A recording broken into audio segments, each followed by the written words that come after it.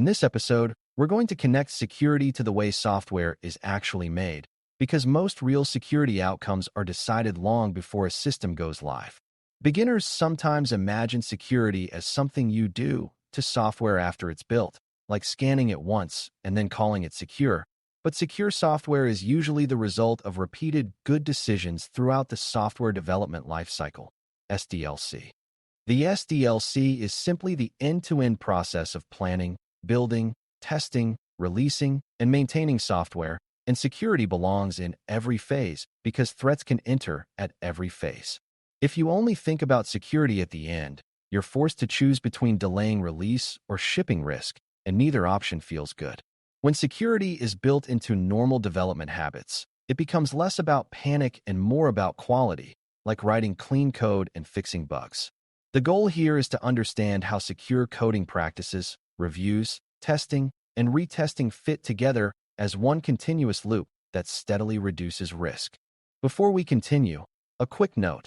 This audio course is a companion to our course companion books. The first book is about the exam and provides detailed information on how to pass it best. The second book is a Kindle-only ebook that contains 1,000 flashcards that can be used on your mobile device or Kindle. Check them both out at cyber.author.me in the Bare Metal Study Guide series. Secure coding practices are the daily habits that reduce the chance of introducing vulnerabilities in the first place. That includes writing code that treats input as untrusted, handling errors safely, and avoiding patterns that commonly lead to exploitation. A beginner should think of secure coding as defensive driving. You assume other drivers will do unpredictable things, so you leave space and you follow rules that keep you safe. In software, input is the unpredictable driver. Users, devices, and other systems will send malformed data, unexpected characters, oversized requests, and sometimes intentionally malicious content. Secure coding starts with validating input, because if you accept dangerous input and pass it into sensitive functions, you may unintentionally hand control to an attacker. It also includes output handling, because a system that reflects untrusted content back to users can become a delivery mechanism for attacks. These habits do not require you to memorize every vulnerability category. They require you to remember a simple principle. Never assume data is safe just because it arrived. Another essential practice is managing secrets properly, because secrets are often the easiest path to a major breach. A secret could be a password, an access token, or a cryptographic key, and the most common mistakes are storing secrets in the wrong place or logging them accidentally. Beginners sometimes think of logging as harmless, but logs can become a treasure chest if they contain credentials or sensitive data. Secure coding practices include avoiding hard-coding secrets into code, avoiding printing sensitive values, and designing so secrets are accessed through controlled mechanisms rather than copied around casually.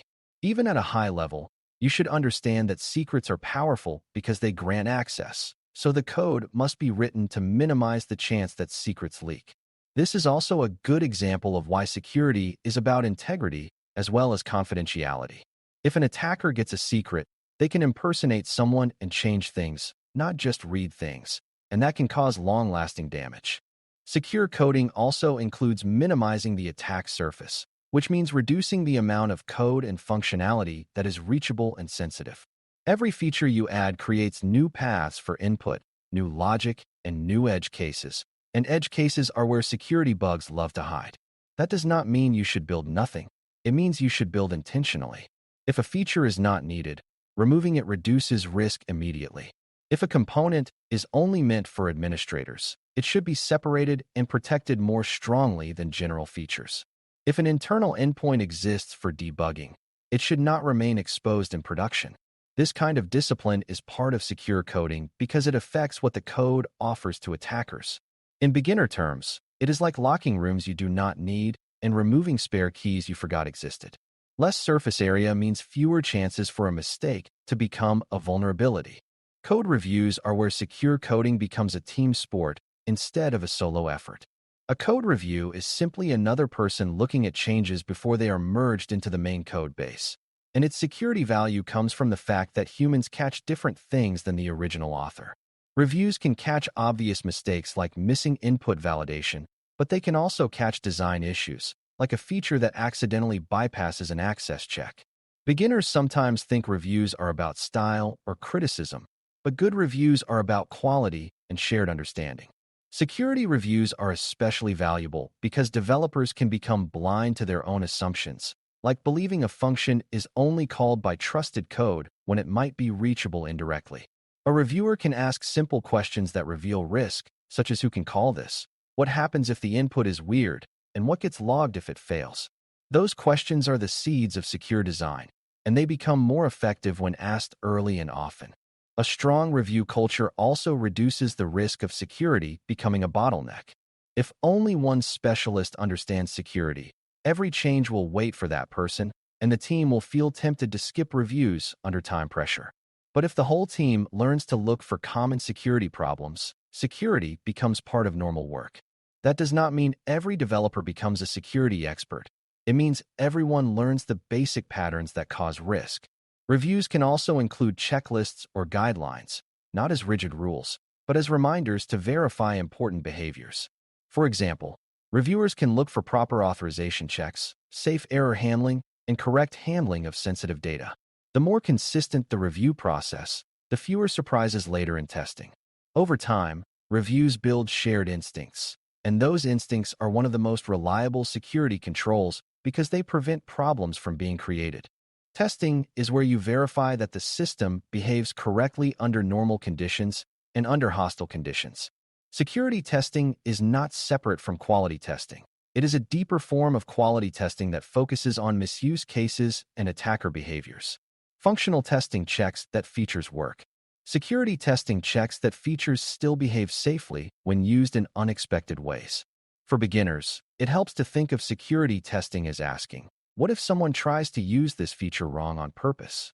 That could include entering extremely long input, submitting invalid formats, trying to access someone else's data, or repeating actions rapidly. Security testing also checks boundaries, like what happens when permissions are missing, what errors are returned, and whether the system reveals too much information through failure messages. The goal is not to embarrass the developers. The goal is to find weaknesses before attackers do. A weakness discovered in testing is a gift because you can fix it in controlled conditions instead of during an incident. There are multiple kinds of testing that contribute to security, and beginners should understand the difference between testing for known problems and testing for unexpected behavior. Some testing is based on known patterns, such as checking for insecure dependencies or unsafe configurations. Other testing is more exploratory, where you look at how the system behaves under strange inputs and sequences. Both matter because attackers use both approaches. They use known vulnerabilities when they are available, and they also probe creatively for logic flaws that are unique to your application. A healthy security testing strategy includes both kinds of coverage. Even without deep technical detail, you can see the logic. Known problems are common because they appear in many systems, and unique problems are dangerous because they can be hard to detect and they can bypass defenses that only look for common patterns. Testing should therefore be broad enough to catch common mistakes and thoughtful enough to uncover application-specific weaknesses. The idea of retesting is where many teams either build confidence or accidentally build false confidence. When you find a security flaw and fix it, you must verify that the fix works and that it did not create a new problem somewhere else. This is retesting, and it is essential because changes are risky, especially in complex systems. A fix might handle one input path, but miss another.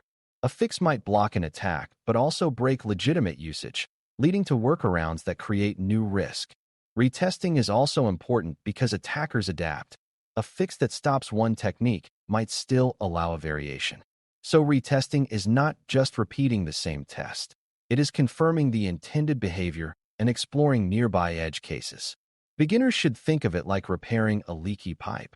You do not just tighten one joint and walk away. You turn the water back on, and you check the whole area for new leaks caused by the pressure change. Retesting turns patches into proven improvements. Security through the SDLC also means planning for maintenance, because software changes constantly. New features are added, old features are modified, and dependencies are updated. Each change can introduce new vulnerabilities or reopen old ones, which is why the done once mindset fails. The SDLC is a cycle, not a straight line, and security must cycle too. That means you test not only before release, but also after significant changes, and you periodically reassess risk as the system evolves. It also means you track known issues and ensure they are fixed and verified, not forgotten. A beginner-friendly way to internalize this is to think of security as a continuous quality property. If you keep improving it, you stay ahead of risk, but if you ignore it for a while, risk accumulates quietly until it becomes visible in the worst possible way. Another important part of building security through the SDLC is learning from defects and incidents, even small ones. When a vulnerability is found, the fix is only the first step. You also want to understand how it got there and how to prevent similar issues in the future. If a flaw occurred because input validation was missing, you might improve review guidelines or add automated tests that check for that pattern. If a flaw occurred because a requirement was unclear, you might update requirement templates to include security acceptance criteria. This is how teams get better over time, and it is how security becomes more reliable instead of relying on heroics. Beginners should understand that secure development is partly technical and partly process-based. The technology matters, but the habits that guide repeated decisions matter just as much. The best teams treat every defect as a learning opportunity, not as a blame opportunity. Reviews and testing also benefit from thinking about how attackers actually behave, which often involves chaining small weaknesses. A single minor bug might seem harmless, but combined with another weakness, it might create a serious breach. For example, a slightly over-detailed error message might help an attacker map the system, and a separate access control flaw might allow them to exploit that map. Secure development practices reduce the chance of these chains forming by enforcing consistent boundaries and by catching weak links early. This is why security through the SDLC is so powerful. It reduces risk across many small decisions, so the system becomes harder to exploit even if it is not perfect. It also makes incident response easier because the system tends to have clearer logs, clearer boundaries, and more predictable behavior. Predictability is a security advantage because it makes abnormal behavior stand out. One of the most practical benefits of building security into the SDLC is that it changes the economics of fixing problems. Fixing a vulnerability in a design document is far cheaper than fixing it after code is written. Fixing it during development is cheaper than fixing it after release. Fixing it before attackers find it is cheaper than fixing it during an incident.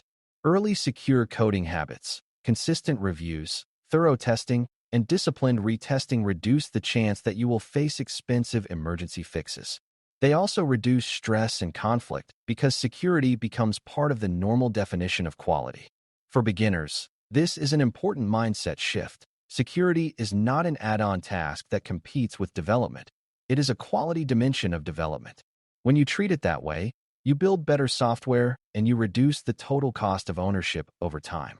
When you bring everything together, building security through the SDLC means you prevent problems through secure coding, you catch problems through reviews, you verify behavior through testing, and you confirm improvements through retesting.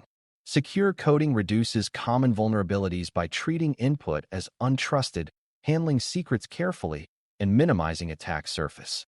Reviews add a second set of eyes that challenge assumptions and enforce consistent safe patterns. Testing explores both normal and malicious usage to confirm that boundaries hold and information is protected.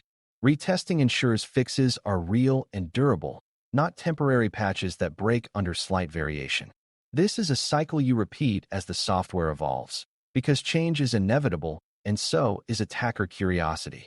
If you develop the habit of integrating these practices into normal work, you move from reactive security to engineered security, which is exactly the kind of thinking SecurityX is designed to measure. Thanks for listening. For more audio courses, daily newsletters, and more, please visit baremetalcyber.com.